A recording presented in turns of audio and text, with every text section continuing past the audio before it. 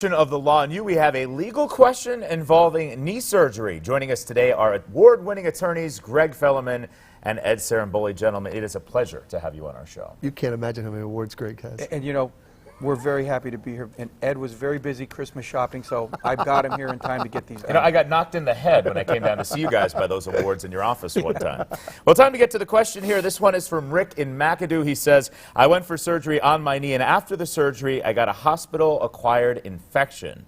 I had multiple surgeries and missed 3 months of work. Is there anything that I can do? So I guess Rick here may be asking if he could go after the hospital for the conditions of the hospital. Yeah, I can't tell you how many cases we look at like this. I mean, these hospital-acquired infections are rampant. And they're tough cases, though, Rick. They're very tough cases because sometimes you can get an infection even without there being any malpractice.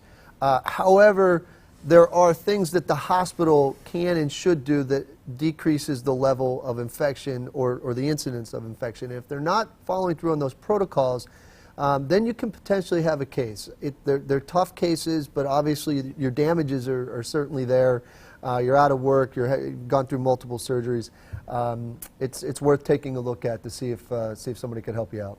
Yeah, I agree with that. Obviously, the hospitals, it's a rampant problem we're seeing, but in these cases, I mean, you have some damages, you had multiple surgeries, you missed only 3 months of work.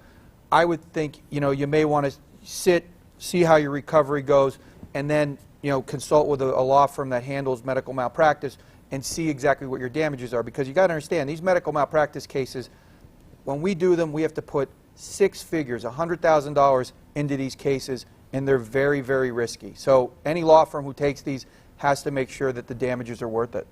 All right, so our viewers that may be in a situation that involves possible medical malpractice, how can they get in touch with you guys for help? They could call us at 570-714-HURT. They could see us on the web at 714hurt.com. Yeah, and with these infection cases, there's some letters that the hospitals put out. If you have some questions about that, put it on our Facebook page. We'll be more than happy to give you a call, talk to you about it, and see what's going on. All right, award-winning attorneys Greg Felleman and Ed Saramboli, thanks so much for being here on The Law and You. Thanks, Dave. You can get your question featured on the show by visiting PAHomepage.com or giving us a call on the hotline.